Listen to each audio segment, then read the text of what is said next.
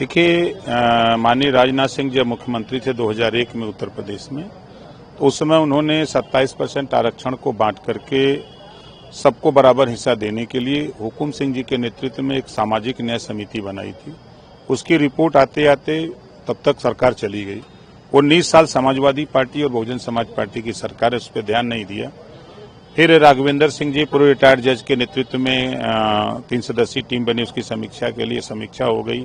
7, 9, 11 7% पिछड़ा, 9% पिछड़ा, 11% सर्वाधिक पिछड़ा बांट करके देने की सिफारिश आई।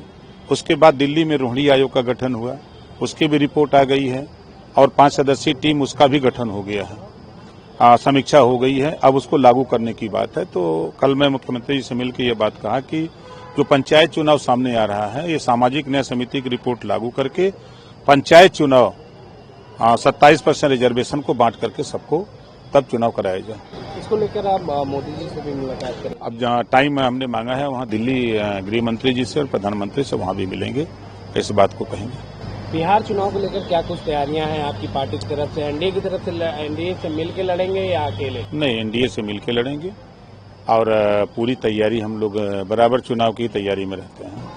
विपक्ष एकजुट हो रहा है, असदुद्दीन ओवैसी जो है कह रहे हैं कि इंडिया गठबंधन सब शामिल होना चाहिए, एकजुट होना चाहिए।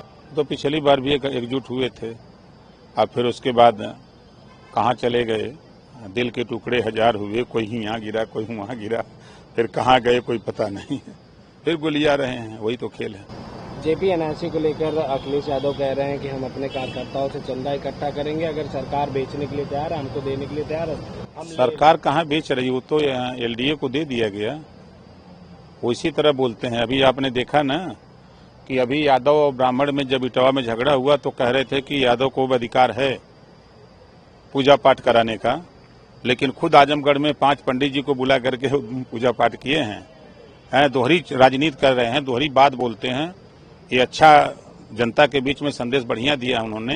एक तरफ यादव के पक्षधर थे कि यादव करना चाहिए, तो आपने 5 यादव बुला करके क्यों नहीं पूजा करवा लिया? फिर तो वहीं चले गए। कल ओम प्रकाश की बात बुरी लग रही थी, आज अच्छी लग रही है।